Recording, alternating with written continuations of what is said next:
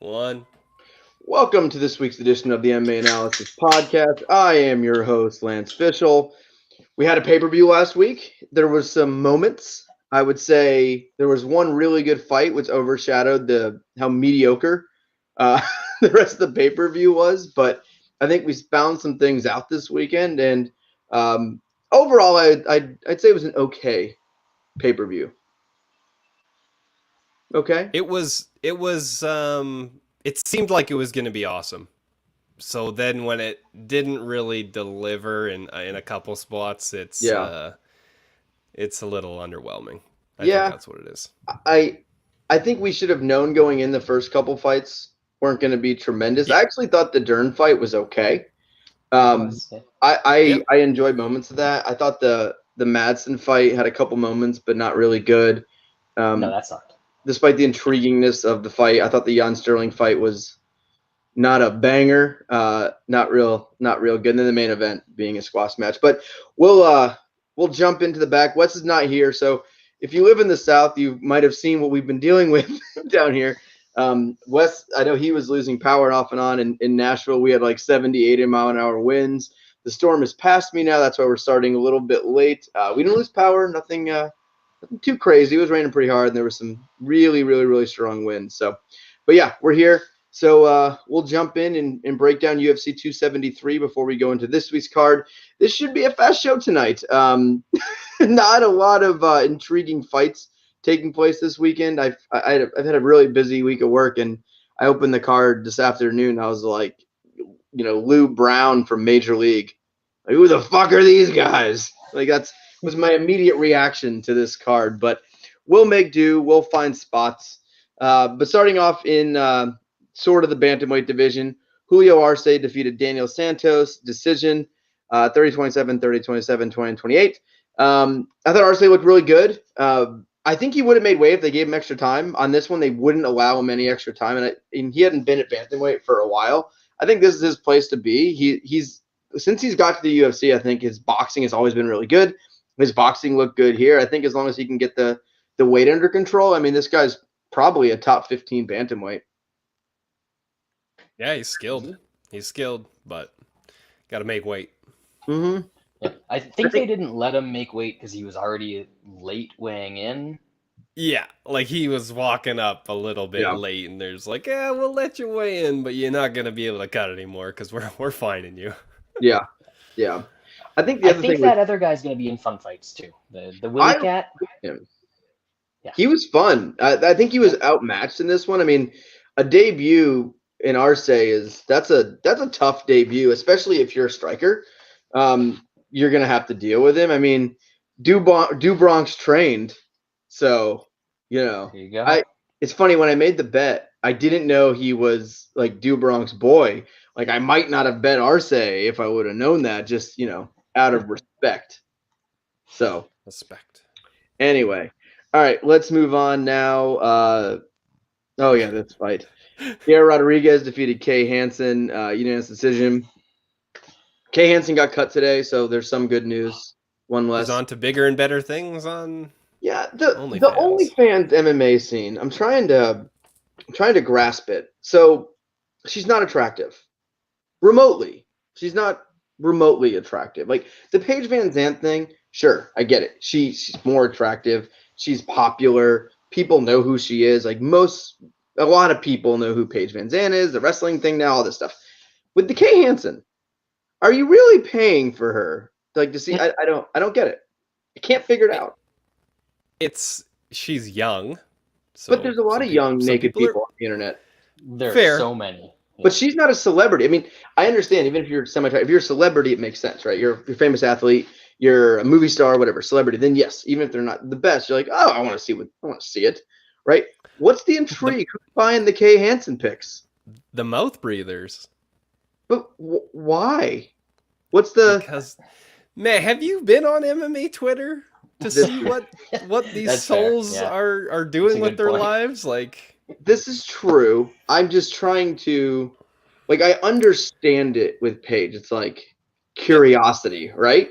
And she's better looking. But like with the Kay Hansen, like Jessica Andrade had an OnlyFans. Jessica Penne. I'm just trying to. Jessica, that's a good one. What? No disrespect. I mean, you got to earn your keep, but I respect that. I respect the hustle, but I don't understand the people buying it. I want to know when the male MMA fighters are going to get into OnlyFans. Yeah. Is there more? Like I said last week, Diego's paving the way. Yeah. Diego paved the way, man. Did he do that? Yeah, he was doing weird shit with that Joshua Fabia guy on OnlyFans. Oh, that stuff. Yeah. I mean, I think they were just part of that Nexium, the sex cult. I don't think that was OnlyFans. I mean, who would I would honestly, but who would not buy Derek Lewis OnlyFans? Like, tell me you wouldn't want to just see it. Thick Willie OnlyFans? Oh God, the screen's not big enough. The Pringles can taped to a Gonna need a wide lens on that one. A wide lens. Yeah, like Hyper Blues at Andrade Can't Be Unseen. I did see those. Mm-hmm. It was exactly what you'd expect. Mm-hmm. It wasn't good. Yeah. And hey Josh, hey Colby, nice to see you guys. Yeah, I don't get this whole the OnlyFans thing in this MMA world. I mean, look how much money they make in fighting. And literally, it's not costing them anything. No, it's the other side of the coin I'm talking about. I get if they're doing it. Why not? Right? Because these people are on TV, Lance. If people are on TV, is she on TV? Kind of. ESPN Plus. ESPN Plus. That's fair. Yeah. It's questionable. It's very questionable. And then the other thing, did you guys see all the stuff with what's that guy's name? The Bellator champ who knocked out Pitbull. McKee. And he keeps talking about how he dreams of fighting Frank Yeager, and we're waiting on the UFC to talk. And Scott Coker was like, "Yeah, we're waiting on the UFC. We can do this."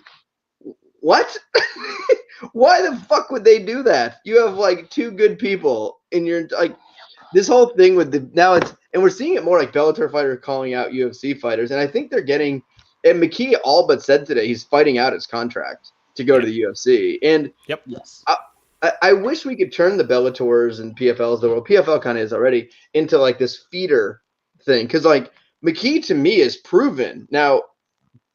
Competition wise, he beat Pitbull and all that, but like he looks to me like a top 2 or 3 fighter in the world, right? Like if everyone's talking about who should Volkanovski fight next, like I'm in for that more than any other matchup, right? Yep.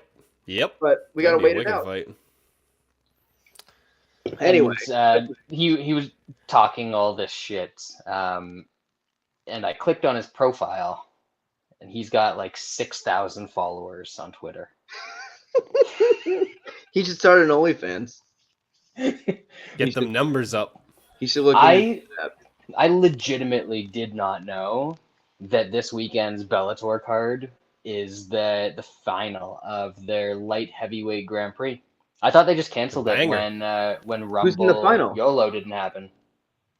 Corey Anderson and Nemkov. So here's where Bellator really fucks up these Grand Prix. When did that thing start? I have no idea. Was that pre-COVID?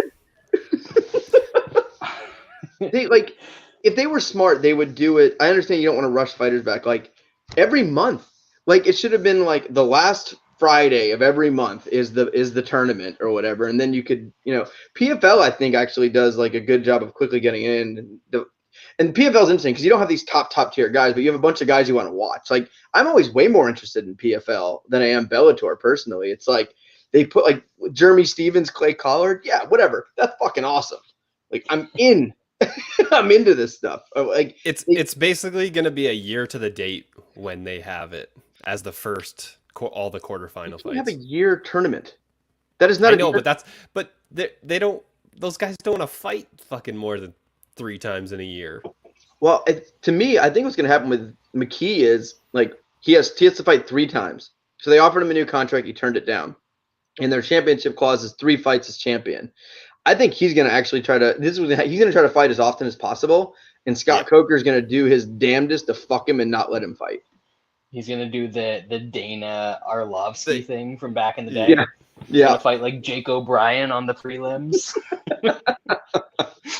And now Arlovsky's still making like $500,000 a fight with no one even fighting absolute bums. Like literally, like the worst. Like if you had the worst 10 fights of the last 5 years, I think Arlovsky's like 7 of them. That man's my hero when it comes to MMA fighters getting paid. You got to respect. Legend. You have to respect what this guy has done with how much money he's made with having no interest in having any fun whatsoever. Yep. Brutal. All right, we'll jump back into the card. Thinking of old guys, heavyweight Alexei Olnik defeated Jared Vanderaa, scarf hold, first round. I didn't have a bet in this fight, and then like a couple hours before the card, I was like, I need some more bets on this bad boy. I got like a 3-fight break in between bets, so I should add something. I was looking through it, and he was like plus 175 sub, and he was like plus 110 in the money line. I was like, it's worth it. So I played the old man sub at plus 170 and came home a winner. Smart. Yep. Did you see the video of him teaching? You know who's not smart? Jared Vanderaa. You guys. Too. Well, especially that guy. You guys. Yeah. Nope. Did I hear he was smart. a black belt? Vanderaa was a black belt? Allegedly. His grappling looked real good until it didn't. Well, Took can his you be a black belt and get scarf hold? Like get subbed by that? Is that possible? Do you lose your black belt? I mean, he might be a black belt, but he's just dumb. Like, well, yeah. And this scarf hold is an exception. Yeah, it's a special scarf. It's the magic one. But still, like why would he grapple? He had so many chances to disengage, get on the feet, and knock out this dude that was probably already gassed. 100%. Your bet was done either way. Your bet had no chance. Oh, come on. No, if they're back on the feet, Olnik is no power. No power at all. Olnik was hurt like 4 times in that minute. He was just playing the role so that Vanderaa would start grappling with him. He's not Glover. And it worked. He's not. Yeah, it worked. There you go. He won. That's all. That's all that matters. All right. Let's move on now. Welterweight division. Mike Mallet defeated Mickey Gall. Knockout. I thought he looked good. I faded him, obviously, because he was Canadian. Good, He did not look good. I thought he looked good. I did. I thought he looked good. I think he gets hit a little too much, but I thought he gets hit a lot. Especially by Mickey Gall. Mickey Gall is this weird winging shit. Like Mickey hit him solid, real solid one time, but I thought offensively he looked good. He was Canadian. My expectations were, no offense, either of you, as you know, expectations on the ground for this guy. And then he had the good interview afterwards and raised a bunch of money. It was overall, it was a good performance. I thought he did good. I like how the crowd booed him because he was like, "You need to go to my Instagram profile." They're like, "Boo, you suck." Florida. To raise money for a 15-year-old with cancer. Yeah. And then they didn't cheer or anything. They just stopped. Yeah, they're just like ashamed. Yeah, it was like they booed him, and then like 5 minutes later they cheered Ron DeSantis. Love it. Love it. Also, Florida, baby. I think Florida. That might have been the only time I've ever seen a dude absolutely faceplant. And then I was like, did they really need to stop that fight? He was fine. Right? He got woken up. He was out ski on the way down and hit his head and woke up, and then he was good to go again. It was a good stoppage, though. Like, you have to stop it. No, absolutely. When anyone falls like that, you stop it. But, like, if he didn't stop it, I'm curious. Yeah. Yeah. I mean, Gall was landing some stuff, and the problem with Gall's biggest problem is that he got better at striking. It's ruining. Well, he can't wrestle either. That is his biggest problem. He doesn't try to wrestle. Yeah. Like, with him, he should just be charging at guys and just trying to grab them and try to sling to their back and something like that. Like, now he just thinks he's a striker, but does he not notice he's just getting knocked out? He will soon. Think so. I don't think he remembers it. Yeah, he might have forgot. Yeah. All right, let's move on now. Women's bantamweight division. Rocky Penning defeating Aspen Ladd, 29-28 across the board. I had Ladd in this one. I took a shot here at that line. I thought she'd be able to take Rocky down like a little bit in the third round, take her down, beat her up a little bit. I think Pennington's awful, so I don't know. I bid on the underdog. I shouldn't have. More amazing fight IQ in this fight. Did you see what she did in the third? She probably could have done that in the first and the second. That's why I chose not to. I know, but she's a head case, and her corner are fucking brutal. To tie it and all they around, her all mom's on also OnlyFans. thought they won. Yeah. Yeah. Aspen I mean, Lab's she can mom. train full time in MMA because her mom's on OnlyFans. Yeah, So, she can afford it. I Yep. mean, her mom should get off OnlyFans so that Aspen Ladd has to get a real job because MMA is not working for her. Yeah, not working out so well. Yeah, she's just an idiot. It's like there's some fighters out there that like you see them take. Yeah, Magic knows. You can see it where certain fighters like you watch them in one fight and you see them do something and you're like they can do that in every fight. Like you watch Aspen Ladd take someone down, her ground and pound. You're like, God, she can beat anyone. And then you get a matchup where it's like this is all you have to do. Nope. And she's such a bad striker. Like Mickey Gall, like tries to learn how to strike and has a little tiny bit of power, so does that. Aspen Ladd shows nothing on the feet, yet she thinks her best strategy is to get punched in the face. MMA fighters are so stupid. I mean, yeah. I mean, good thing her mom has that really good job on OnlyFans because she'd be in trouble right here. Yeah. Aspen Ladd doesn't seem like she'd be good at anything else. Maybe like chopping trees down or something. Maybe she could do that. Oh. She's got the big upper body. I wouldn't trust her to bag my groceries. Well, she could put the eggs in the wrong spot. There's a lot that can happen there. She'd probably cut her own arm off. She'd probably like go to like hold the log like this, and then her hand would go here, and she would just start. She wouldn't even notice when she was chopping her hand off. She would just, oh my God, my hand's gone. Oh, she's the fucking worst. All right, middleweight division. Anthony Fluffy Hernandez defeated Josh Freb. Decision. Hernandez looked good for most of this fight. I feel like his grappling has gotten a lot better. I think a lot of people thought it was a fluke in the Vieira fight, but he looked good in this fight until he didn't a little bit. But like Frem isn't a complete joke, and I don't know. Fluffy's he's an interesting one. Where'd he get all this cardio, man? I know. I thought the way he was fighting, I was like, dude, he better get him out of there or he's gonna gas, and he was just able to continue to do it. Like, yeah, that shocked me a bit. Another idiot though. Because, like, how many times do you have to go for the exact same fucking choke? And dude, he thinks because he got Vieira. He thought that he got Vieira with. He's like, man, this is the finisher. This is the finisher. I'm gonna get everybody with this now, and just I could have finished Vieira at that point in that round. Exactly. Drendine said the Walmart receipt checker. I don't know if Aspen Ladd can read. So it depends how maybe the Costco one. The Costco one, it's the marker. Yeah. Check mark. That's gotta be what's the ROI on that person? Because you're not counting anything. You're not stopping theft. You're not saying like, is it basically like the goodbye person? Like what is what do they think? All right, it's like 47. Yep. 47. It's for show, just in case somebody was like, you know what, I'm not gonna steal today because this receipt checker is this 96-year-old man is gonna tackle me to the ground. Oh God, brutal. Yeah. All right, welterweight division. Ian Gary defeated Darian Weeks. Decision. Lackluster. Thought this was lackluster. Smarter. Yeah, he fought smarter this time and didn't get hit as much, and it sucked. It did. So, like, go back to fighting dumb and get hit more and have fun fights. Well, if you're going to be this big thing and everyone keeps comparing you to Conor McGregor, can't recall Conor ever having a fight like that, especially against lower talent. Like, you have to put away the losers. You just have to. Yeah. Like, you're not going to get big with boring decisions. That's just not how it works. But, I mean, I think the kid's good, but I think he showed a lot of flaws. Like, maybe it's because I had higher expectations, but that fight wasn't some kind of blowout. Like, Weeks had his moments. Like, I don't know. And I had money on Gary there. I had it in a parlay, I think with Arce. But, like, I don't know. I wasn't overly sold on that one. There will come a time to get him, but not against these shitty guys. No, I think now he's got to take a step up, but we'll see. All right, let's head to the pay-per-view. Kind of underwhelming here. Mark Madsen defeated Vince Pichel. It looked like it was getting interesting, and then it wasn't. Just not great. This is a weird matchup, like two old fellas. And I don't know. I didn't enjoy this one.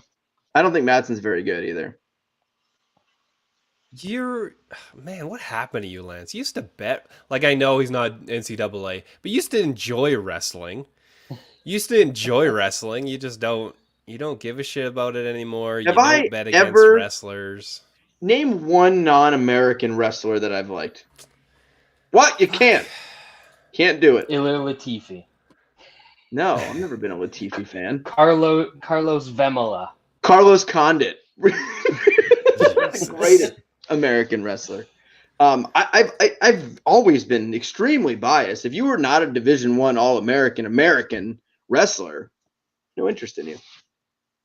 You can't even enjoy the wrestling anymore, right? Well, first of all, calling Greco-Roman wrestling is a bit of a stretch. Have you ever watched Greco-Roman wrestling?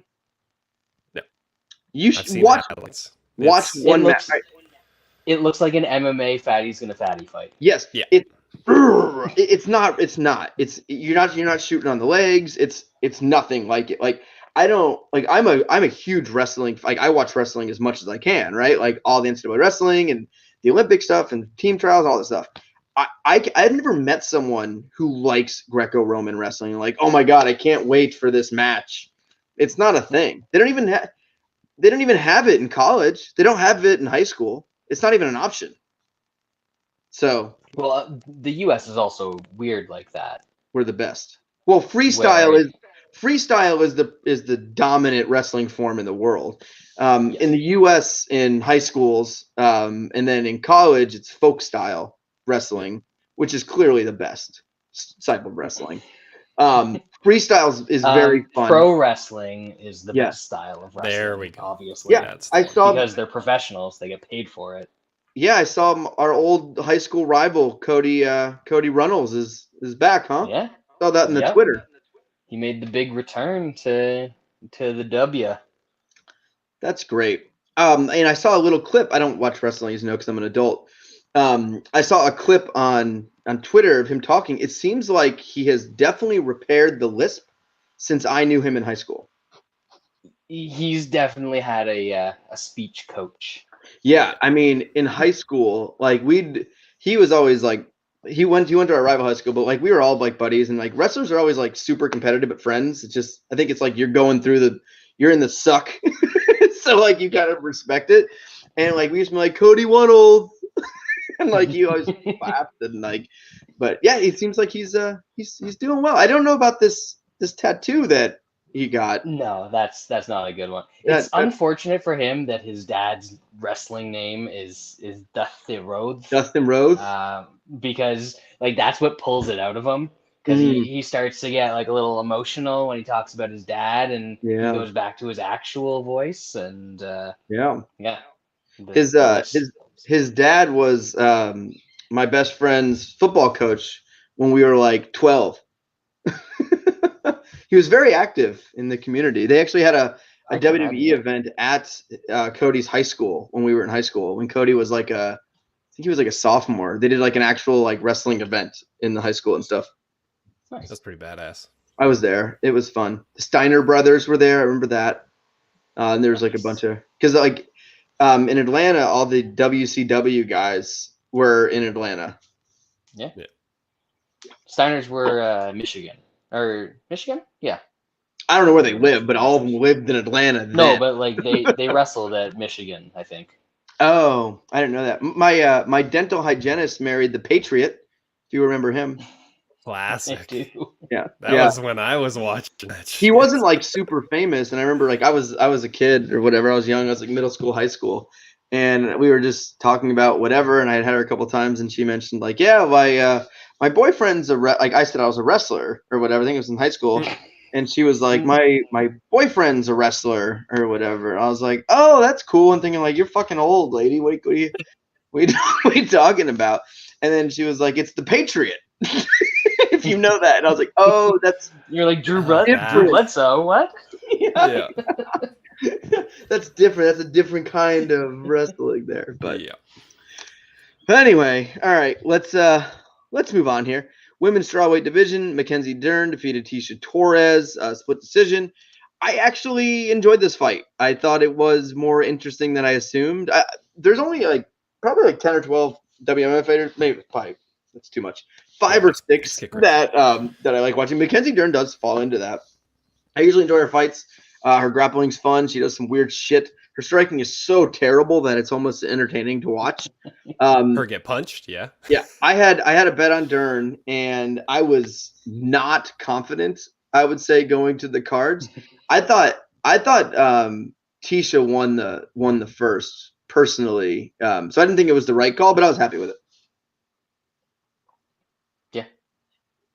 Yeah, fair. It was a coin flip fight, just like the odds said. Yeah, it was close. Yep, and credit to Tisha not getting subbed in that weird second round. Yeah, these White Claw surf ones, very good. This is a tropical pomelo smash. I'm getting fancy now. There's a local distillery that's doing these gin drinks.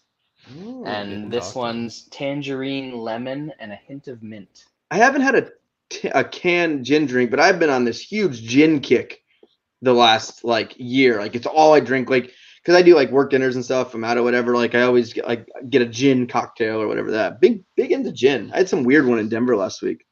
Work travel. Have you had the Ryan Reynolds gin? I have not. I just say, when they ask me, would you have a specific gin? I am not. I say, pick a gin. You don't have a bottle of them at home or anything like that? I'm not a cocktail at home guy. I don't know if it's, for some reason, I could make the same exact drink at home as I do in a bar, and I'm just not going to want it here. Fair. I don't know why. When someone makes me a drink, I like it. If here I'm drinking beer or a seltzer or scotch, because you can't fuck scotch up, you put in a cup. I can even do that. I put it in a glass, but that's just me. Well, I'm a classy man. I do put it in a glass. Rich people.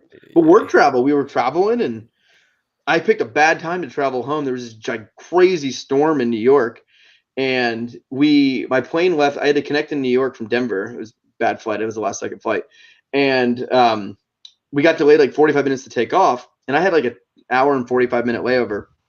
So we land, and I'm like, okay, good. I think we'll still be okay. My flight's not boarding for 40 minutes. And I was like, but I'm at LaGuardia, which is the worst airport in the entire universe. So we land, and we're starting to taxi, and then we just stop. I'm like, what the fuck's going on? And then we're moving a little bit, and then we stop. It took us 35 minutes from when we landed to get to the gate, because they were so backed up everywhere. So I'm getting out. They were boarding in 10 minutes, 15 minutes. And I'm getting out. I'm the guy who, I never do this if you know me, because I'm always punctual. I'm sprinting through the fucking airport. So LaGuardia is going through all this fucking crazy construction right now, which they have been forever. And the terminals, so Terminal 3 and Terminal 4 do not connect. And I had to go to Terminal 4 from Terminal 3. So there's no walkway. There's no train or stop. You literally go outside. It's pouring rain. You go outside, you stand outside with all these other people, and they bring fucking public transportation buses. So I'm waiting for 10 minutes. That's what happens in the Caribbean when you. This is New York. This is New York City. So I wait 10 minutes. We're on the bus, and I'm we're boarding in 3 minutes. So we get in this bus. I'm okay, we're gonna be okay. So the bus is we're driving around airplanes. We're on the fucking tarmac. Literally on the tarmac. So I'm okay, it's right over there. I can see where we get off. So the guy stops, and I'm what the fuck is going on? We had to sit there for 20 minutes while we let 4 planes drive by so they can go take off. So I'm holy shit, my flight is literally landing in 10 minutes. And once I get there, I know are leaving. And I was I have to, it's on the other side. We get on at gate 86, and I have to go to 98, which is all the way through these things. I'm sprinting through this fucking airport. I am going. I was I'm not missing this fucking flight, because it was I wasn't getting enough the next day. I'm an idiot. I get to the fucking gate. My flight's delayed an hour. And the funny thing is, my plane had landed, and the plane I was taking was sitting on the tarmac for an hour. Your story was so bad that Sean left. That was a great story. Oh, there he is. Had time to blow my nose. It's a good story. There's nothing to talk about on the card. We got to fill time. Explaining how your country is a third world country and doesn't have a functional airport. LaGuardia. I did connect in Detroit on the way out there, which is the greatest airport in the world. I love Detroit. Yeah, that's the best. Can't be Detroit. But LaGuardia, do not travel to LaGuardia. It's always been bad. I'm on a bus avoiding planes. I've never seen anything like it. When they said we were taking a bus, I was oh, we're going to go on these back roads. We're going to pull up to the terminal and go in a door. We're whooping around fucking 747s and shit. It's fucking bonkers. Anyway, I made it. We got home. All right. Welterweight division. This is the best fight on the card, obviously. This kind of saved the pay-per-view for me. Chimaev defeated Gilbert Burns. I took a shot on Burns. I think I had to at that price. I was feeling decent after the second round. Chimaev's the real. I know some people are pointing out his flaws here. That might be one of the best chin performances I've seen in some time. That shot that Gilbert landed in the second round was a fight-ending shot. Clear as day that finishes every single person in the division, I think, goes to sleep on that shot. That was as clean as you can get. 5 seconds later, if that shot lands, Chimaev's taking him down. That was impressive. I was impressed by the guy. Some people were questioning his cardio coming in. I think it faded a little bit, but that was a fucking war, and he dominated the third round. So he dominated that round. Until the end. Nope. He dominated the first 90 seconds of the round.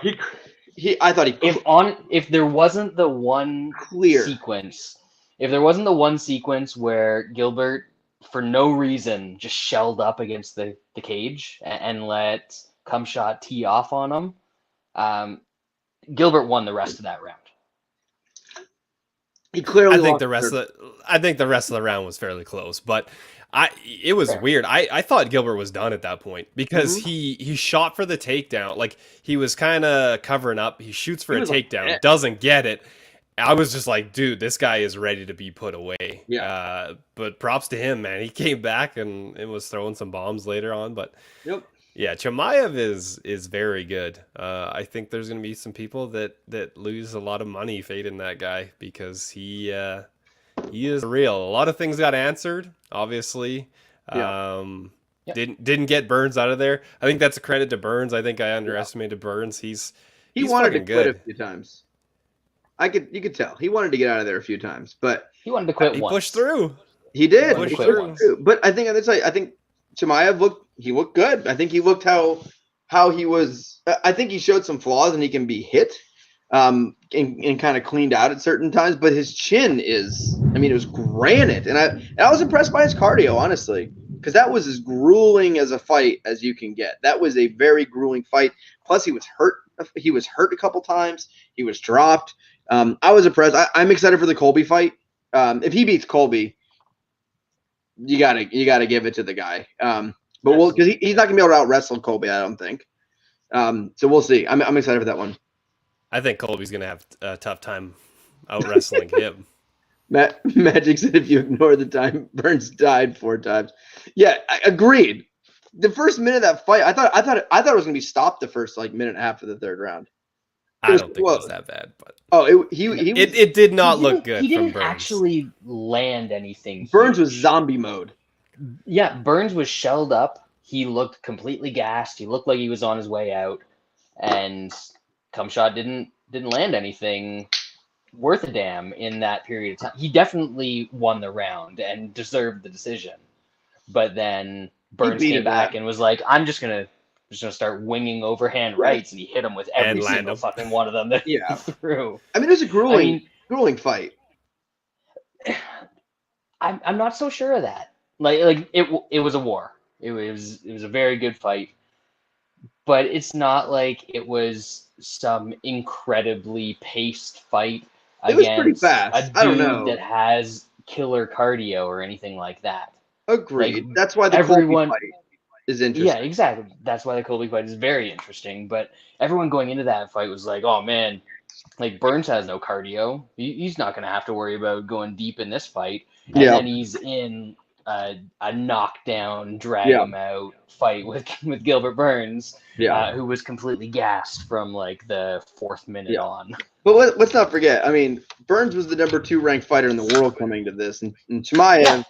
He took care of business. I thought that was impressive. And I actually think Colby is a tougher matchup for Chimaev than Usman.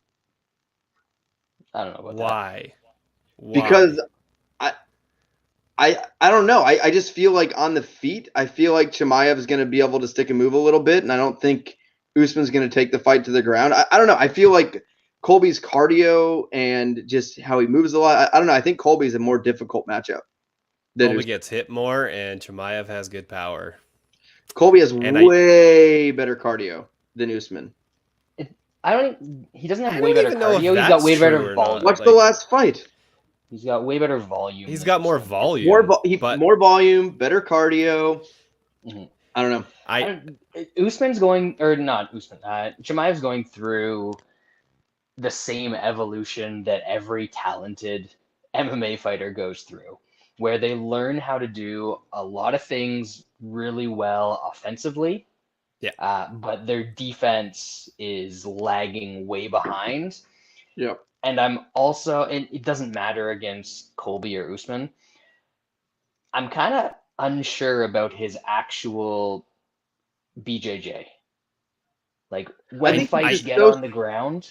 He's so strong and athletic. I don't think it matters. It doesn't matter. He has the defense to stuff it. That's why I don't like. Yes, he does have he has some bad defensive liability on the feet, but he dictates where fights take place.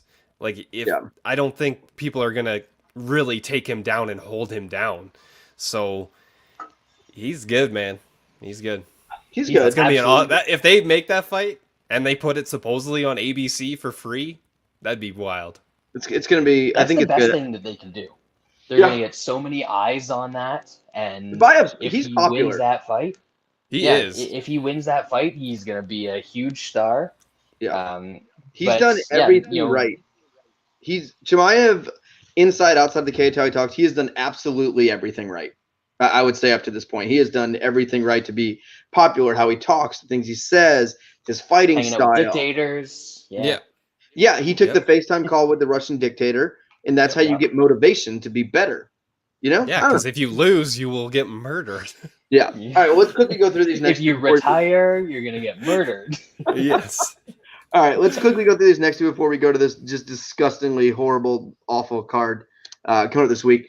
Bantamweight, Aljamain Sterling defeated Peter Yan, split decision. First off, I think no matter how you scored this fight or whatever, Aljo was way better. I think everyone was writing him off in this fight, and I thought he was way better than anticipated, including me. I thought Yan was going to run through him. I thought, Aljo was kind of mentally broke coming into this. I didn't think he'd be able to take him down like he did. With that said, I didn't score the fight for Aljo. So you scored it wrong. No, I don't think so. All I remember from the first now, when you have these longer fights and you're watching it in real time and you get this first round where not much happens either way, you're remembering certain things about it. All I remembered is Aljo ran 16 miles in the first round. He ran around the cage 74 times and landed like a bunch of kicks that did absolutely nothing. Where I saw Yan stalking him, getting in his face a little bit, not throwing a lot. Not throwing a lot either. Not throwing a lot, not landing a lot. Aljo literally sprinted away from him for the entire first round. So I scored that with Yan. Now, if I was gun to head, how would I score that fight? I'd probably score that fight a draw. That's probably how I would score it if you put gun to head. I thought that probably was a 10-8 second round. No damage. It was damage. I agree. There was damage. There was some. He landed like a couple punches. There was a couple where Yan turtled up on the ground because he was when the one where he flattened him out like early on in that back mount. He landed some really, really good shots. He hit some underneath shots. He hit some ground and pound. And Yan was hurt, and he was kind of turtling up for a second. And that was complete. If that's not a 10-8, right? Like what you're saying is we should score the first round and the second round the same. That's my problem when you're not liberal on these 10-8s. Unfortunately, yes, because if he landed like 5 or 10 more punches on the ground, fine. There was just like he dominated. I just want more damage. I know, but the problem with that is it's just the body triangle. Should the first round, the very close round where nothing happened, should that dictate the winner more than Aljo dominating the second round? No, well, it doesn't matter because Aljo won the first round. Let's say he did. Let's say he lost 48. If he lost 48-47, would you think it was fair that Yan got the first round and the second round was scored the same? Absolutely not. How? That second round was domination. It was dominant. I just want damage. was like dominate. He fucking held manhandled him. He had landed a couple good strikes. Dude, I scored it for Aljo. I just scored it 3-2, no 10-8s. I bet Peter Yan. I don't know how much better he was in this fight. He capitalized on some awesome circumstances. Yeah, Yan was stupid and didn't throw anything early in the first round. Smooth brain. He threw nothing in the first round, even though he was trying to be aggressive, which is weird. And then he just gave up his back twice. Yeah. And those are write-offs. Well, I think the gave up his back. Aljo is very good at getting. Okay, the one in the second round was very good. The one in the third was pretty. He served that one out. He was overconfident. Yan was way overconfident going into this fight. Was it the one in the third? He the one in the third, he clipped him off a weird clinch. Yeah, he hit him. He hit him there. Yeah, and then I think that had a lot to do with him getting Jan's back in the third. Yep. I agree. But with this said, Aljo's going to lose his next fight. I don't care who it's against. He's going to lose. He might win his next fight, but if I was to give you minus 200 odds on Peter Yan in the rematch, would you take Peter Yan? I'd take Yan. Yes, I'd bet Yan. I know that's the easily because Aljo literally has to get a takedown and body triangle, or else he is fucked. Because look at that fourth round and look at that fifth round. Yeah. It wasn't competitive. Whoa. Don't say look at the fourth round. Look at the second round. It wasn't as Yan dominated the fourth. People are like, oh, Aljo point fought his way to victory. He was just winning rounds. So did Yan. What the fuck do you think Yan do in round 4? 100%. He laid on him. That was I think in the fifth round, it's where corners can be better too. I think Jan's corner going into the fifth round you have to assume your fighter loses any close round. That's always my suggestion. So very, very, very real chance because he definitely lost second, definitely lost third. First at best is a coin flip, right? So if I'm Jan's quarter, I'm going finish him or you lost. Yeah, you have to finish him. You have to go for finishes. Or at least get a 10-8. At least fucking try to get a 10-8. Yes, but to your question, I'd play Yan probably up to 350. I mean, I think he wins that fight most of the time. I think a couple perfect things had to happen for Aljo to win, and hats off to Aljo for capitalizing. And when that guy gets your back, you're not getting up. It wasn't anything Yan did wrong. He has one of the best, back taking holds there is in the game. But I think actually defended the rear naked choke attempts incredibly well. And that's all you can do is defend versus Aljo. But you can't get him off of you. It's with that said, I don't care if it's Dillashaw or Aldo. I think I would take either of them against Aljo. I just love that the only one who's live to be the correct predictor of the bantamweight champion at the end of this year. Guy right here. All you guys said Yan. You guys all said Yan. Did I? No, I thought I said Cejudo. No. Oh, I gotta look it up now. I'm pretty sure I said Cejudo, who just entered the USADA pool. Yeah, but that's to fight Volkanovski. He's pushing. Yeah, he's going up to 45. He's pushing. He's easily pushing. Lance, unfortunately, you had Yan. Was it last year that I took Cejudo? Probably. I think it was last year I took Cejudo. Yeah, it must have been. Because I know I took him 1 year ago. Yeah, you did last year. It was last year. I don't know. Yeah. I don't know how. After the first fight, I was like, yeah, I'd probably take Aljo if I got 250. And then it got up to 400, and I still didn't bet him in this fight. Oh. You didn't bet him? I let all you assholes talk me into thinking that Yan was some sort of god. Since when did you do that? I don't know. I'm getting soft in my old age. All right, let's take 30 seconds on my this. My brain's smooth. Let's take 30 seconds on this main event before we whip through this disgusting card again. Volkanovski defeated Korean Zombie. This was just such a waste of time. I don't know who I want to see Volkanovski face. I'm very against guys going up in weight and challenging the belt when they're the champ. I hate that. I don't hate it for Volkanovski. There's nothing. Nothing. The people saying, I need to see that Max Holloway fight again. Did you watch the first two? That was 50 minutes of boring. Was anyone calling for Woodley Wonderboy 3? People were. I keep hearing that the first one was a fight of the year candidate, and it was horrible. It was The horrible. first one was the Fight of the Year candidate, and the second one Max won. Don't you know? No one won any of those. No. I don't know who I want him to. I don't know who Volkanovski should fight next because, usually I hate when guys say this stuff, as you know, but like he was right. He was like, I need challengers, guys. Like if you look at 145 all the way down, I think there's 0 matchups I would say I'm interested in with Volkanovski. Arnold Allen. What? Right? Like if they don't let Aldo fight Aljo, he goes up to 145 and gets his revenge on Volkanovski. That's a bad idea. That's a bad idea. It's a very bad. I mean, but at the same time, Volkanovski could die in the cage if he fights our boy. Dubronx would do horror. What is it? What do we have? Like a 13-inch reach advantage over Volkanovski? What's he gonna do? That's just the hog analysis. Holy shit! That's the hog. Has anyone ever tried to point fight Dubronx? I just feel like that's a bad idea. He doesn't point fight anymore. He's knocking fools out. Yeah, fucking Korean zombie. All right, let's move on to this card. Like I said, 0 research into this bad boy this week. Works not good today.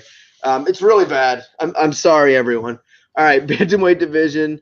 Alateng versus the hillbilly Kevin Croom. This fight's okay for action, I guess. You, Sean? Should be fun-ish. Yeah, it should be fun-ish for how low level it is.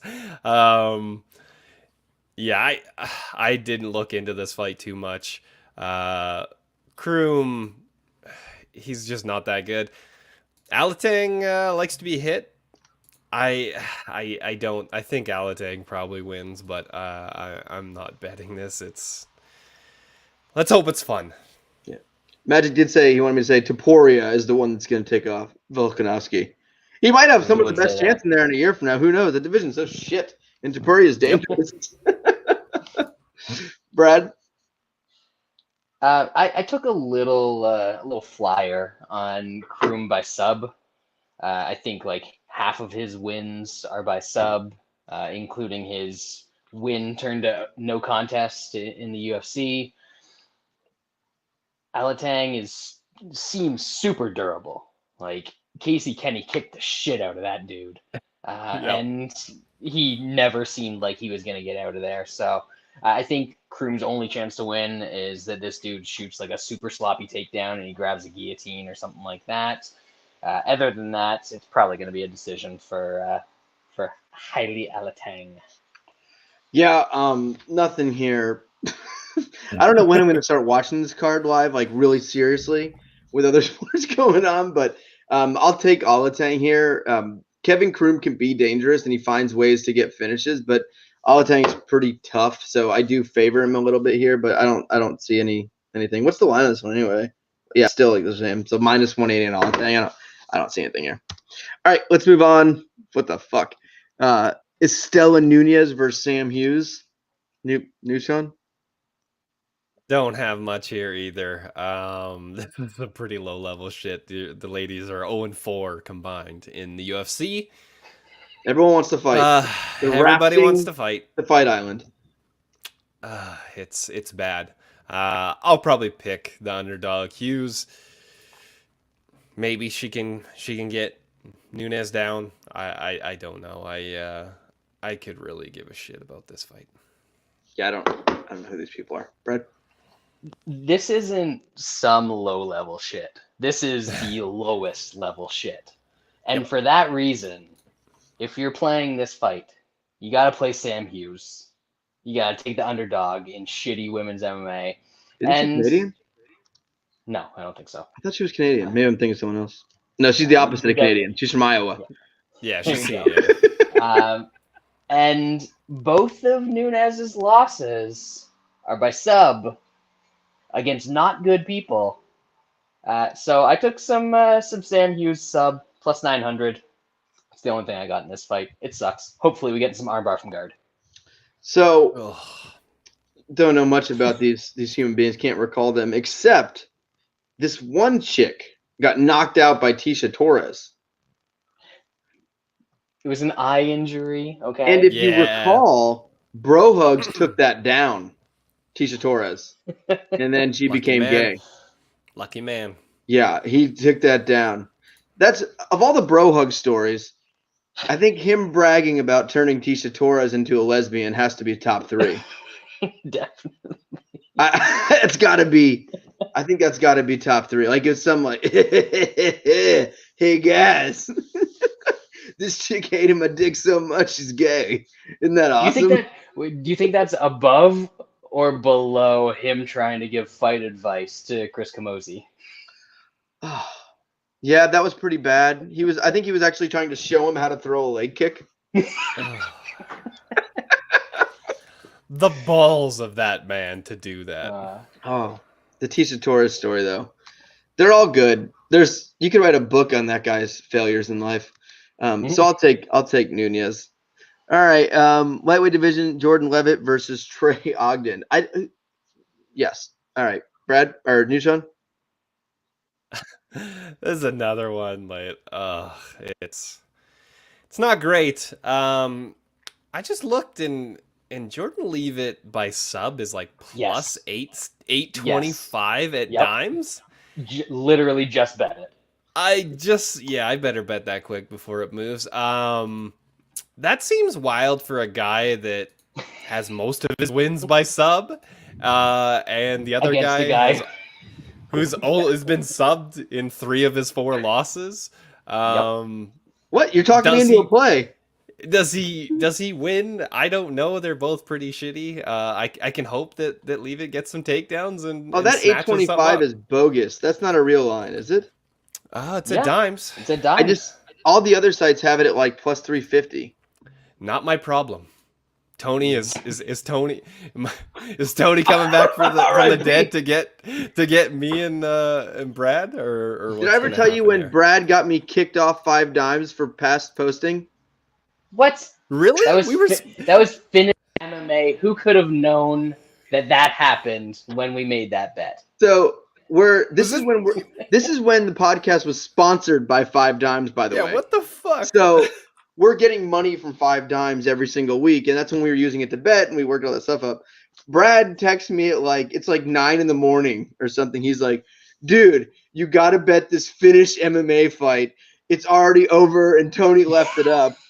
And I think I only put $100 on it. And then shit. It was full Sopranos with Tony. He's like, you trying to take my fucking money? Because I remember my account got locked and it said enter chat. And I entered chat and it was Tony. And he was like, straight to Tony. Who the fuck you think you is? He was just right in my face. And I was like, I'm sorry, blah, blah, blah. And he was like, fuck you. You think you can just say sorry for stealing my money? And he was like, I was like, are we going to go? Through the computer? Yeah, R.I.P. though. Good man, Tony. Super dead. Yep. R.I.P. After that, he still offered to pay for a night out for me when I went down to Costa Rica and lap dances and stuff. I assume he actually was going to have me killed. Do you remember when Nick tried to get our accounts back and then Tony wouldn't do it? Yeah. Nick Kalikas. And that's crazy after what Luca did and he got his accounts back. I know. Luca, The hilarious thing is we had an analysis fucking dimes account and you two could not get your accounts back. It wasn't my fault. It was Brad's fault. It was totally my fault. And you know what? And I remember I had in my 5 dimes account. This is before all the legal betting. I had. I remember having Matt Kuchar at 30-1, and it was in the dimes account, and he's leading on Sunday, and I was like, I need him to lose. I don't think I can get over this if he wins this. I was like, I don't think this is going to be the end of me. And he blew the lead on 18, and I was like, perfect. You're That's welcome. Cooch, baby. You're welcome. Luca unfollowed me on Twitter after all these years. I think he didn't Recently? like my fake story time. That must have been in the last little while because I haven't seen his couple tweet. days. I don't know. Maybe he blocked me because I made fun of him on the last podcast. Oh. Did Brad just die? Yeah, I just died a little. I'm still here. Yeah, it was. I posted that thing about I was gonna do a longer podcast, but there was a leak in my I did this whole fake thing, and he didn't like it. You know, we used to be business. We were business partners. Yeah, you wrote on his website. Fucking oh god, baseball picks and shit. Baseball and golf, man. I need to check if he blocked me. Oh, one of my funniest things with Luke, I remember when he first started, he was tailing my golf. And, like, I've always done well at golf. It's always been, like, this season's been a little rough. But, like, I don't think I've ever had a losing year in golf.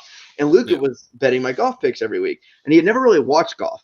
So he's, like, it's, like, a Saturday in a tournament. And, like, we had a bunch of guys in contention. And he kept texting me, like, oh, my God, we got screwed. Oh, my God, we got screwed. And I was like, what are you talking about? And he goes, our guys keep missing putts by, like, an inch. And I was like, yeah. He was like, this is so, he kept saying, like, you know, this is such a rip. Yeah. So I just pulled him up on the old Twitter machine, and he used to follow me and I used to follow him. So he blocked me and then unblocked me because neither of us follow each other. Follow each other? Nice. I don't think he blocked me. I never met Luca in person. You mean he wasn't there when you were in Vegas 2 weeks ago? He didn't show up? Was he moving? Yeah, I think he had an apartment issue. You know, the landlords in Vegas, you can't trust them. You gotta check on Yelp, man. You gotta check on Yelp. It's funny. We've been around for so long, like the bro hugs, the Lucas, like all these different people. Like we've seen all the shit. We know how. Jeremy pulled up all the old stories. We won't go into that too much, but Jeremy pulled up all the old stories about Luca's childhood. Oh, okay. That's for another podcast. That's the OnlyFans edition right there. What was you gotta pay for that one. What was his last name? Son. Yes, Luca's son.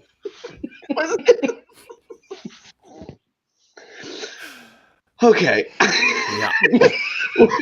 This is what you have to do when the car's really bad. You just got to bring up all these old stories about bag water and all kind. Oh, and do you remember the Kyle Marley thing in the bar in Nashville too? Were you there that year? When this, like, I was there. Sean wasn't there. I wasn't. This 75-year-old man. So me and Kyle and a bunch of people were on the other side. I think Bro Hugs was there too. I think it's the same weekend. We were in Nashville. That's where we got the initial Bro Hug. Bro Hugs, yeah.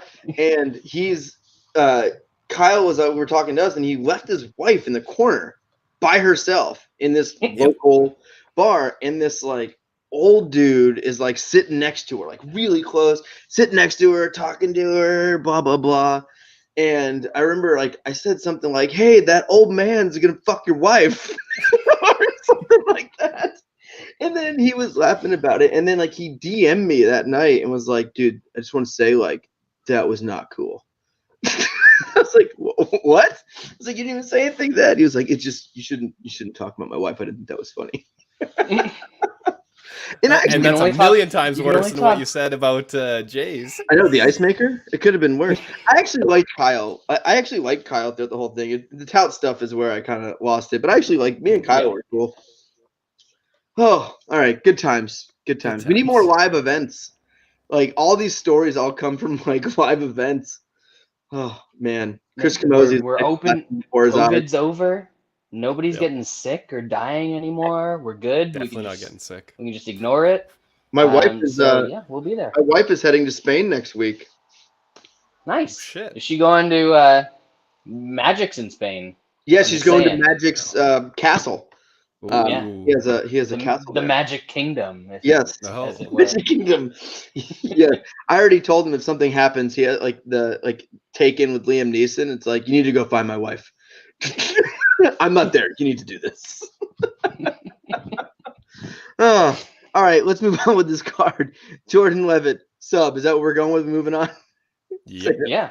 Plus 825 on sub there? Gotta. I love it. All right, let's move on now. Big fight here. Heavyweight division. Chris Barnett, Martin Buday. You, Sean? Fucking low-level heavyweight shit. Whoa, I still cannot believe what John Vellante took from old Huggy Bear. That was amazing to get wheel kicked by a 300-pound lightweight. I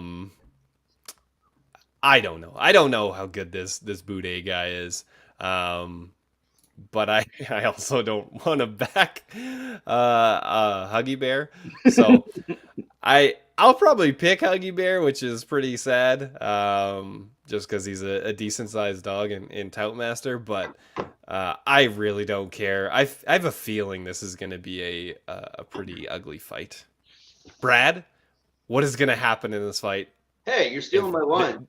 That didn't happen. That didn't happen last weekend. All right. So Chris Barnett he's a listener of the podcast, so I need to be careful about what I say. And if you don't know why he's a listener, I just sent out a little clip a little while ago. He's adopted the Dukakis name.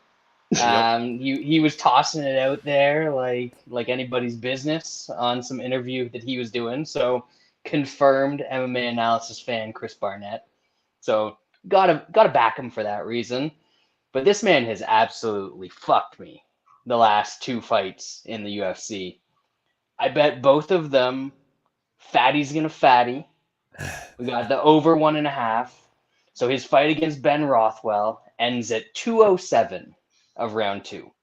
We're 23 seconds off. And I'm like, okay, you know what? I can handle it. Ben Rothwell's got that weird the choke that he does. That's fine. Moving on. John Vellante ends at 2:23 of round 2. Missed it by 7 seconds on a fucking 300-pound little round midget spinning wheel kick. And he fucked me again. So I'm betting these until I'm broke. I'm going with the fatty's gonna fatty again here. This bidet to you, sir. This guy, he's gonna hold him up against the cage because he's just a giant piece of shit fighter. He's gonna knee him in the legs like he did to that dude on the Contender Series. People are gonna scream for a stoppage because the knees to the thigh are so violent. But no, Chris Barnett is gonna hold on for that 7.5 minute mark, and we're finally gonna cash the fatty's gonna fatty here. It was plus 145. It's been bet down to like plus 120 at dimes. I think there's some better lines out there in some other places, but fatty's gonna fatty. It's coming. It's happening. I don't like Buday's that. Buday's gonna finish him. Maybe late in round 2, maybe in round 3. We'll see. Fatty's gonna fatty. This is not surprising that you're playing that. Of course not. It's not surprising. I like Buday in here. I don't know if I'm gonna bet him. If I did play it, knockout, Buday knockouts like minus 110, minus 115. I think that might be worth a stab. I feel like that's gonna win. But then also like Huggy Bear could just lay on the ground and then give up his neck at some point when he kind of gets tired of fighting. He doesn't have a neck. What are you talking about? What neck? Yeah. So it's gonna be Buday, but I don't think I'm gonna have a.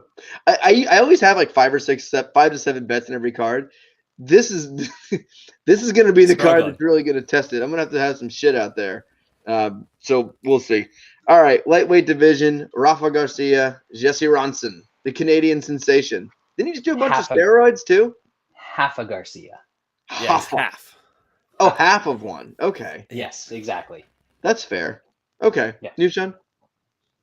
Yeah, Ronson's like the least lucky person in the world, it feels like. He did steroids, right? Isn't that the thing? Yeah, well, he also lost. Fall into a needle? Wow. Yeah. I just thought they weren't testing. I mean, for drugs? It was COVID. Why are we testing for steroids? What? Or was that that might have been before? What are you talking about? They should just stop testing for steroids No, during COVID. The Dalby fight that's was obvious. We should never test. The Dalby fight was in the summer of COVID. Was that a Fight Island one? That might have been Fight Island. Everyone wanted to. Of course it was. That's when everyone wanted to fight. Yet they had to fucking drag Jesse Ronson's dead steroid body onto the make island. him fight at welterweight. Yeah, against Dalby. Yeah, so he lost 3 times in the UFC, got cut. He lost all 3 of those by split decision to fucking Michel Prazeres, Grandpa Trinaldo and Kevin Lee. He lost all 3 of those by split decision. Then fights on the regional scene. Somehow makes it back to the UFC. Goes up to welterweight. Actually looks good. Knocks out Dalby. And then pops for steroids. So I'm assuming the worst is going to happen. And Rafa Garcia is just going to grapple fuck him. And he might, I don't know, will he get cut after that? After being out for so long with steroids and then losing to Rafa Garcia? I mean, maybe. Maybe. I mean, hopefully Ronson can stuff some takedowns and overcome, but I have a tough time seeing it. I'll probably pick Ronson. He is Canadian as well, which is obviously usually a red flag. So Rafa Garcia is not that good though. So very conflicted. I'll pick the Canadian. All right, Red. Now, the Canadian red and white flag is later on this card, Sean. This one, I think, is all right. Rafa Garcia, even if he was a whole Garcia, he still would have lost to Chris Grutzemacher. Like, that dude sucks. And he was a minus 400 favorite in that one because he had one semi-competitive round with the Nasrat Hakparast, bounce back Hakparast, because they give him to everybody on a losing streak so he can get a win. So this guy sucks. I know that he won his last fight, still sucks. I don't think that he is the quality of fighter that can grind out a Jesse Ronson. So I've got Ronson here. I took some minus 105. I was hoping to get a plus money, but I think it's going to continue to move in the other direction. And because he's the type of guy that's just as willing to rock somebody and go for a rear naked choke instead of just punching them out, because he's an idiot Canadian, I took some sub plus 1400 on Ronson as well. So I'm invested. I'm invested in the Canadian in this one, which is always a terrifying place to be. Have you seen the value of our dollar? It's awful. I gotta go against Ronson here. I think I'm actually gonna bet this fight. I think I'm gonna pick and bet Rafa Garcia. Ronson was never good. Ronson's prime, he sucked, right? Now he's 36 off a 2-year layoff for steroids. Think of all the steroids he's been doing during the layoff, though. No, he's Canadian. He was probably like, "Oh, I'm so sorry, I don't know what you're talking about," and then he stopped doing the steroids. But they're also covered under our socialized healthcare. So, you know. All right. I like Garcia here. I think he can be better at the wrestling. I think he can take him down if he wants. I think he can grind a little bit. Ronson has, decent striking. I just don't think he's going to be able to dictate as much. And I think Garcia is going to win by a split decision, and Ronson's going to get cut. So that is, if you're picking Rafa Garcia, that's the correct pick. Rafa Garcia. What's the line on Rafa Garcia by split? Do they have lines? Do they even have one? I don't think you get splits unless it's the main event or a title fight. Oh, that's bullshit. There's no Rafa Garcia by split. Now. Oh, here we go. Rafa Garcia by splits only 10-1. It's like they know. Yeah, they know. Yeah. That is just tremendous. All right, let's move on now. Hey, someone we know. Drakkar Klose versus Brandon Jenkins. News, Sean? Man, Klose is still talking about having lingering effects by getting shoved by Jeremy Stephens. That Jeremy Stephens got some power. Life-changing. Holy shit. The whiplash that man has caused is pretty mind-boggling. He's the equivalent of a dolly coming at Rose Namajunas. It's terrifying. Terrifying. That stays with you forever. You go to the grave with. That being said, Brandon Jenkins is horrible. He is so bad. I'm not telling you anything you don't know. There's a reason Klose is now minus 600. I got him in a parlay when he was minus 380. That was a little bit nicer. I think Klose can take him down and smash him on the ground. I think Klose can probably beat him up on the feet. Jenkins is bad. I think this is I guess a get right fight for Klose. A bit of a nice and easy one after getting the old whiplash. Get that out of his system. He basically survived a plane crash from the force of Jeremy Stephens' push. Mad respect. That's all I got. Yeah, I mean, if Jeremy Stephens had got arrested for that, Dana White would have got him out, and he would have been fighting that night anyway. He's still fighting tonight. Stop asking me. Early in the week they were saying this line was too close. Now they're saying the line's too far. The experts on this, they can't make up their mind. But Brandon Jenkins is awful, just horrible. And Drakkar Klose is he's pretty decent. I mean, his last fight was his last fight, he almost knocked out Beneil Dariush in that fight. And I think he learned his lesson because that was the one time in his career that he's gone for a finish. Hey, Teddy. Other than that, he has gone to decision against some really bad fighters. So I think Dime still had the plus 175 close by decision out there. I threw a little bit of that in a parlay. I did take some of the early action on Klose at minus 400 with somebody later on the card, but Drakkar Klose should roll here. Yeah, I like Klose in this one. I mean, PTSD is not a joke. So I think, like, what if he's going to get to the weigh-ins and they're going to walk him to the face-off and he's just going to have a heart attack. Oh my God. He's going to come out in a bubble and just like a protective barrier just so he doesn't get pushed.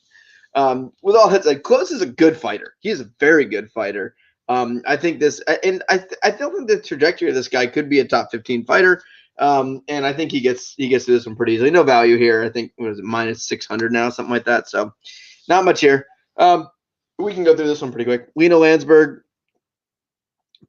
Panini Kianzad. Sean, you a big fan of her? Close Mary Courtney Casey. Dixon said, close Mary Courtney Casey. Can't trust that type of decision making at minus 1,600. These are things that I should have looked into a little bit more, maybe. I think it's the 3 White Claw podcast. I'll be right back. Good stuff. Yeah, I don't have much in this fight. I'm a little bit surprised the line is as wide as it is. Kianzad is like minus 400, over minus 400. She should win. Parlaying that level of lady is at that price is asking for some problems. So I will stay away. I will pick her in Toutmaster. What do you have to say, Bradley? Nothing. This sucks. Ooh, this is very refreshing. Watermelon lime smash. Nice. I feel like the over. I know, but it's like minus 300. Doesn't even matter. I know. Look at the Panini's record. I know. Has she ever finished anyone? Not really. So that's when I stood up to get my next drink, I realized that I have to take a piss. So I wish I could have done that while we were breaking down this fight. You gotta do the thickness first. All right. Was that next? Yes, next. I got nothing on this fight. Okay. Who gives a fuck? All right. It's baseball's back. Like, the beauty of baseball, it's not all the fucking time. 24 afternoons all the way through night every day. It's glorious. You don't have to watch fights like this. I know, I'm old school. I still like baseball. All right, let's now move on to the main event. The what? The rock game. Toronto Rock. Lacrosse. Real sport. Magic's favorite sport. He's a big lacrosse guy. Yeah, He's been sending me pictures of his lacrosse team in Spain. The lacrosse is very big in Spain. All right, let's move on to the main event of the evening in the heavyweight division. And really, let's be real. Dick Willie was always destined for the heavyweight division. Devin Clark, thick Willie Knight. This is a great fight. The fact it's in the prelims is sad. Tremendous. This is like a 9.2 on the Dick scale. I think on this one. Do you, Sean? It's not the Dick scale, Lance. You got to get it right. It's the Dichter scale. All right. It's about girth too. We're talking squarely girth in this fight.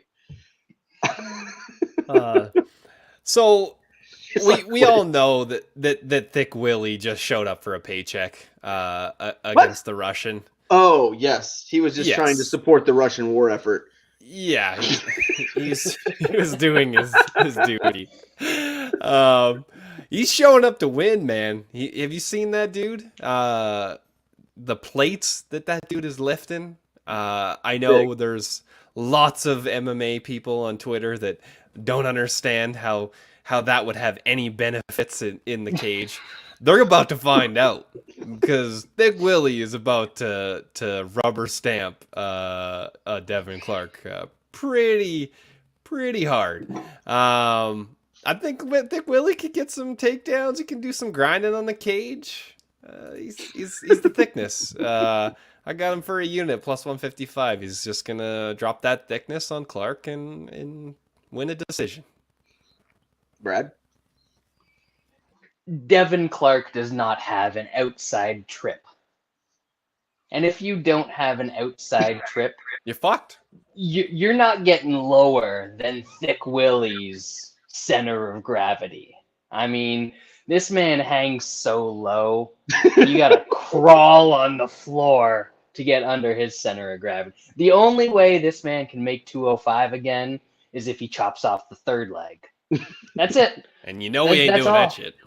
That's right. I mean, he needs that shit for his future OnlyFans. Is he you think he's the shortest heavyweight ever in the UFC?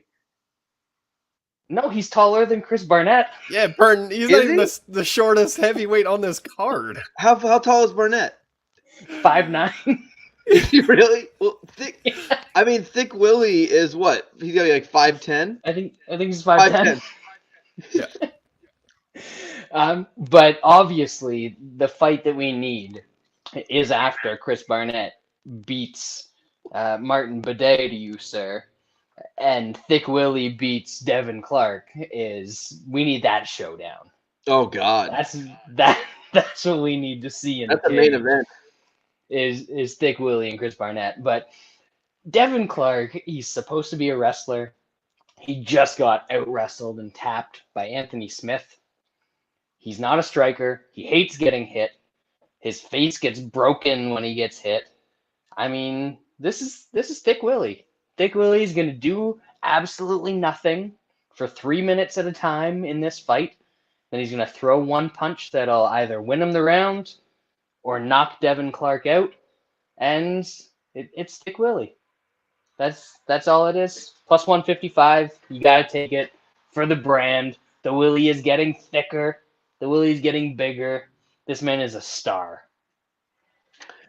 Yeah, I mean, it's obviously we're down with the thickness on this podcast. Devin Clark has not finished a fight since his 6th career fight in RFA in 2016. He's kind of an anomaly for a giant black man in terms of finishing ability. He's this big, strong, but with absolutely look at Thick Willie. That's how things go. I mean, my people, the Jews, we expect them to kind of pussyfoot around. So I don't understand Devin Clark's game. He looks like he should be able to finish stuff. He shows some power now and then. He's got some ground and pound, but he just doesn't have it. And I think the difference between these two guys is that finishing ability. Thick Willie finds a way. He either quits or he finishes. But the problem is Devin Clark's never had someone quit against him. They just keep going. And I think he's going to have to fight some takedowns against the cage, get taken down. And I can see there's some – and we see it with Thick Willie a lot. Clark is not very good at wrestling, and he's kind of sloppy with his takedowns. I could see him trying to go for a throw or some kind of move, and Thick Willie getting on top of him in some kind of scramble. And when the thickness gets on top of you, all you can do is gargle and tap out. There's just nothing you can do in that full mount. It's a ball game. So Brad isn't here, but Munich, as if you didn't know. When the guys texted me earlier a few hours ago, they're like, "Who you got in this card?" I was like, "I don't know, Munich Thick Willie." That's all I got. Auto. Yeah, so it's Thick Willie here. Like him in this fight. All right, welterweight division: Minor Lazzez versus Angie Loosa. Angie, huh? Is this like this gender? He's a scary looking dude, man. Is he? Yeah, a little scary. That's racist. Yeah, well, I guess so. I was kind of hope. Lance, I heard everything you said while I was gone, and there's a reason that Devin Clark's nickname is Brown Bear and not Black Bear. Perfect. This is the worst podcast ever. Oh, it's awesome. I was kind of hoping we would get a bigger number maybe on Loosa. I mean, I'll see what the KO prop is. I'm trying to find some bets on this card. I'm not sure if Munir Lazzez is actually good. He's not. Like, Worley exposed him. He beat Al Hassan. Al Hassan's kind of a fucking head case, and certain people can beat him. I don't want to see Loosa, throw some bombs and get Lazzez out there. So I'll probably pick Loosa actually, and we'll see what that KO number is when it comes out. Brad, yeah, you got Loosa here. Yeah, I do. Big I do. Angie overkill Loosa. He looked all right on Contender Series, and he fought a good dude and gave him a competitive fight on there. And Lazzez, in the one fight that he's had in the UFC where he looked good, it's because the other guy gassed in 30 seconds and did nothing. So I'm not convinced that Lazzez is very good. We bet Worley against him because, that was stupid, first of all. But so we're not convinced he's very good, and I think that Loosa will at least throw punches at him, and that might be all you need to do to beat him. So I'll take Loosa. I haven't bet him yet, but if I'm picking him and he's plus 170, I'm probably gonna have to bet him here. Yeah, this one's tough. They get the short notice fight. I think Lazzez was definitely overhyped.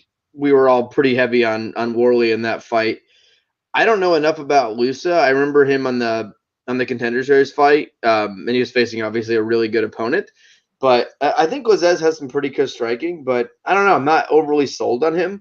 But also Loosa, I don't think the line is wide enough to take a stab on someone that I don't think has a great chance. So I don't know. I think this is going to be a pass. I'm going to take Lazzez, but it's going to be nothing for me here.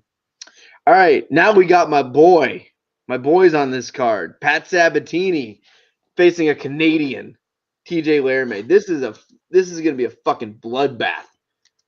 Nushan, are you scared for your fellow citizen? No, because I bet Sabatini. They aren't doing Laramie any favors in the UFC. No. I know this is kind of a weird the guy who's supposed to fight with Drew, and then obviously Sabatini was supposed to fight Tucker, and that got canceled, so they kind of just matched him up. Man, this is gonna be rough. I think Sabatini's gonna get some takedowns and some top control. He might even grab a sub. I guess I wouldn't be too surprised. He was like minus 380. Minus 350 earlier in the week. I put that in a 1 unit parlay. I think this is going to be kind of one-way traffic. Am I wrong, Brad? I don't think you're completely wrong. The UFC definitely seems to hate TJ Laramie. They really do. They hate this fucking kid. After he blew his fight against Derek Minner, which he absolutely should have won that fight. There's no excuse for him losing that one. They booked him against Damon Jackson. So they're like, hey, you just got subbed by Derek Minner. We're going to give you another guy that's going to sub you. Here's a guy that's better version of Minner. Exactly. And then after that fight fell through, they booked him against Melsick twice, which maybe he could have gotten some takedowns there, but I kind of think he would have just gotten beaten up. So they don't like him. And now he's in there against Pat Sabatini. I'm still bitter that I wasn't able to get Sabatini at like plus 180 or whatever he was when he was supposed to fight Rafael Alves coming into the UFC. That would have been tremendous. It would have put a little bit of money in my pocket. He's going to win here. He is going to be massive compared to Laramie. Laramie is my size, and I am a midget. So that's not great for him against a wrestler. I know people think that Laramie's a good wrestler, but he's not like a Pat Sabatini level of wrestler. He's not a Pat Sabatini level of grappler. Maybe the striking is somewhat comparable, but that's only because both guys are bad at striking, and Laramie has a worse chin. So it's Pat Sabatini here. I'm not sure I'm going to bet it at this price, but I might see what the props have. Maybe like a doesn't go or something like that, or in Sabatini inside. I could see in this fight. Yeah, I like Pat here. I think this guy's got a pretty good skill set. I still think there's some stuff he has to figure out with some cardio and finishing ability and stuff like that. But Sabatini's good. His wrestling's good. His top control is very good. He can hold guys down. He can keep them there. I like Pat Sabatini. TJ Laramie is very undersized. When you have a wrestling disadvantage and you're undersized, usually not a very good combination. And I think Sabatini's just going to do whatever the hell he wants here. I think on the feet it's whatever. I think they're pretty. I'd probably give a slight edge to Sabatini here, but I don't think either guy's going to hurt one or the other on the feet here. It's going to turn into a grappling match, and Laramie's only shot is to pull something crazy when he's on his back, which I just don't see that happening. And Sabatini's just bigger, stronger, better grappler, better wrestler. So I'm going to take Pat Sabatini here. I'll have him in a parlay with somebody. All right. We can go quick. Mara Buena Silva versus Wu Yanan. I got nothing. Any of you guys? Don't have much. This is another one. Like, do you really want to be laying minus 500 on? I know Wu Yanan is very bad, but Bueno Silva likes to be hit. I don't know. Is she definitely going to get her out of there? I don't know, and that's just wild to me to be laying that big a number on these lower level ladies fights. But maybe Silva will surprise me. Yeah, I don't know who these people are. Brad. Wu Yanan's so bad that early in the week I took some Myra Bueno Silva inside the distance plus 300. That is long gone. I don't even think the sub prop is plus 300 now, but that's probably how this ends. This is bad. Yeah, I got nothing. Let's move on. All right. And first of all, what the fuck? I don't know what this co-main event is. I don't know who these people are. I don't know how Nobody does. Why is this the co-main event? I know there's no real fight. You missed the fight. There's another. Oh, I know. I was just saying, like, I was looking at the co-main event, and I don't understand who these people are or why they're the co-main event. Did they just pick two random people out of the crowd and like you're the co-main? Anyway, welterweight division: Miguel Baeza, Andre Fialho. Brad, you're probably gonna pick the wrong winner here. You, Sean. I'm interested to see why you say that. Because Brad always picks the guys who have been around a little bit and jump from org to org. It's kind of his thing. He's like the hipster of. Other... Oh no! You're thinking this direction for this one. Yep.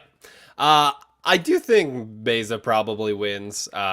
He's got a better overall game. I think he can get takedowns probably. He's got a good leg kick. That chin is a fucking liability. Problem. Though. It's a big fucking problem. And he also has just terrible striking defense. His offensive game is pretty damn good, and against Chaos Williams, like he looked good in the second round. I thought he was coming on. He was like even money going into the third, and then just gets fucking flatlined. Chaos Williams does have big power, but fucking hard.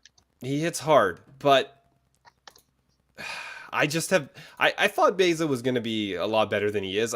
They threw him in too early against the pontoon boat, and that kind of took it out of him. I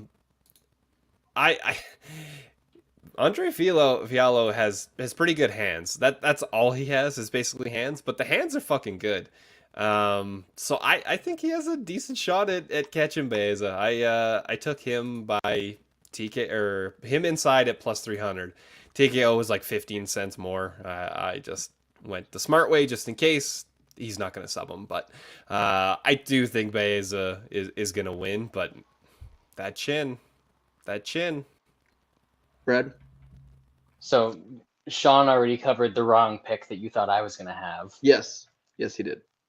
I feel You're like welcome. if you're going to bet Fialho in this one, you do it in round one. I get the inside the distance, kind of the same thing, but round one was like plus 550, something like that. I think I saw out there, plus 600. So I think that's better because I think the only dude that this guy has finished outside of the first round is James Vick, and like James, that was like the exclamation mark on the end of the YMCA. That doesn't count for shit. He had already finished the song. There's nothing there. Yeah. That was whatever the Village People's second song was. Nobody even knows. No one knows. Baeza's much better than Steve. Fialho. He is he's a good fighter. I don't think Fialho has cardio. He fought through not having cardio in his last fight, but he still didn't have cardio. Baeza's probably gonna like kick him and jab him to death in this one. I kind of see a Baeza decision happening here. Steve said I want to bet against everyone in this card. Yeah, unfortunately, can't. I love it. Yep. I like Baeza here. I mean, there's not many spots on this card. It's very tough. Like this is one of the worst cards, top to bottom, we've seen. This co-main event. I've literally never heard of the people in the co-main event. You know how hard that is? Like we're off Fight Island. The rafts are full. I don't understand. But I like Baeza, and I think to Sean's point, like I think we watched Baeza's first 2-3 fights in the UFC. We were like, shit, like this guy's got the goods. Like he looks good. And then I think it was the Matt Brown fight. We're like, well, maybe he's got a little bit of issues, but I think the moment might have got to him. And then he's lost some fights, but offensively, this guy has it, and it's some chin issues, and I think he has to, figure this out defensively. You can't really fix the chin. You're not gonna put some more plaster, in there to kind of stop it. So he's got to figure out a little bit defensively, but offensively, this guy's great, and I think he can dictate where this fight goes. I think he's the more technical striker. Can you hear my house shaking from the storm? Yep. Yeah, a little bit. All right, just making sure. I thought somebody was just breathing really heavily into their mic. The bad stuff passed an hour ago. This is just the aftermath of the storm.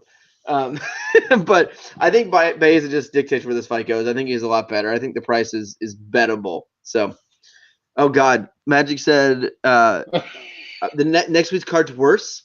No, you got Beverly Hills Ninja on there.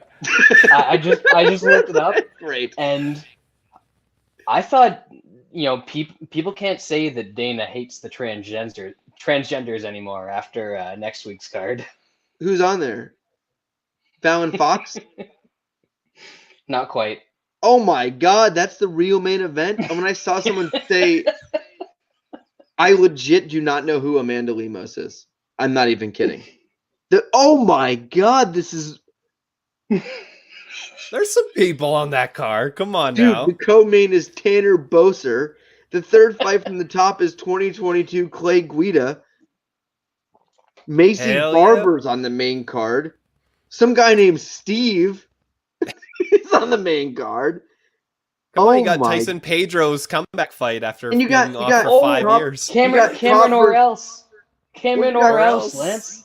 You got Cop versus Muda, whatever the fucking guy is. Those are two good guys. Why are they on the prelims? Because the UFC is dumb. Oh my God, this card is next level. The return of Mike Jackson. What? Seriously? The reporter? Yeah, he's jerking that curtain. Oh my God, that is bad. What's the card after that? Please be a pay-per-view. It's bad. It's bad. The melt's gone bad. That's a 10-6 The milk's gone round. bad. Wow. Jocko versus Meerkat coming up, though. We know it's... Oh, yeah. All right. Let's move on to the co-main, if you call it that. I literally am... I cannot understand this co-main. I know the card's bad, but literally, who are these people? Calo Borralho versus García Omargadzhiev. What the fuck is this? I have no idea. These guys have fought a combined 3 times on the Contender Series and 0 times in the UFC, and they are the co-main event for some reason. What are they doing? Where's Joe Silva when we need him? Man, he would never let this happen. I have no idea. I got absolutely nothing on this fight. I don't care. I don't know who these people are, Brad. I watched them both fight on Contender Series. Yep. Does that count for anything? I see. Does it? I watch Contender Series and then instantly forget everything I just watched. They all just blend in. Yeah. Yeah. So, like, no, nothing. Nothing. Yeah. I got nothing. All right, let's move on. Good fight, kind of. Welterweight division, Vicente Luque, Belal Muhammad. The rematch that everyone forgot the first fight. Because Belal Muhammad. We forget everything that guy does. Belal Muhammad forgot the first fight. He did forget the definitely first fight. forgot though. All right, let's go through this quick. We're over my hour and a half time limit. I'm very mad at you two. Nushan. You just try to keep it under 2. Well, you never said anything. No, we changed the rules to 1:30 a while ago. Oh God, I know. I'm tired, man. I was on the phone for like 9 hours. You're today. the one that had all these long-winded fucking stories about the goddamn airport. I was trying to make it a little more interesting. Yeah. It's fair. It's fair. We did that by making fun of Bro Hugs and Luca. All right. That's better. That's better time well spent. Yeah, this should be a good fight. I like Luque in this fight. He is very, very good on the feet. He knocked him out last time he fought. Both these guys have got better. I don't know. Belal Muhammad has a bunch of hype behind him, and I don't really understand it. Like, he beat some because he's old got guys. a likable online personality. He seems like a good dude. People like him. But the guys, like, yes, what he held Stephen Thompson down, which not many people have done.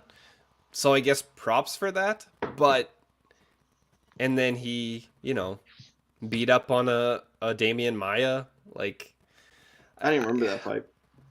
Oh wow! Literally, there's a reason. It was pretty uneventful. I just think that Luque is dangerous wherever this goes. Like, Belal's gonna want to shoot, and I know Luque doesn't have the greatest takedown defense, but those chokes are gonna be what he uses to either transition, get back to the feet, sweep, whatever. His Darce chokes, his Bravo chokes are fucking elite. And then when it's on the feet, I just think he's so much more dynamic. He's got the bigger power. He's gonna light this dude up. So I got Luque in 3 different parlays. One was with ZDS, who was already canceled, so I just got him straight. Got him with Sabatini plus 106. Got him with Klose plus 103. Took him by sub. It was plus 900. That is fucking a dumb number, and now it's a more reasonable number of what it should be. Yeah, it's like 300, isn't it? Yeah, that's what it should be. Yeah. I think he's very, very good, and even like Belal Muhammad's gonna be shooting. When you have a guy that's as good as Luque is with jiu-jitsu, and you got a guy that's gonna put himself in that realm, I love it. And on the feet, Luque is way better. So I really like Luque here. Brad? Yeah, like, Luque's much better than Belal Muhammad. Belal Muhammad has improved a ton since their first fight. He seems like a very nice, entertaining guy to listen to. I don't listen to him. So I'm not getting caught up in that. He does not like when anybody facing him takes a step forward.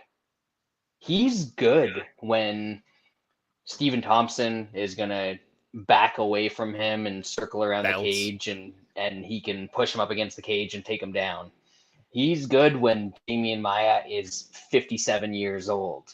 He's good when he's fighting Diego Lima. He's not good when he's fighting Lyman Good. I thought he lost that fight, actually, which is kind of embarrassing. He got smoked by Leon Edwards in the round that they had together. I think that Vicente Luque is going to light him up. Luque is going to walk forward.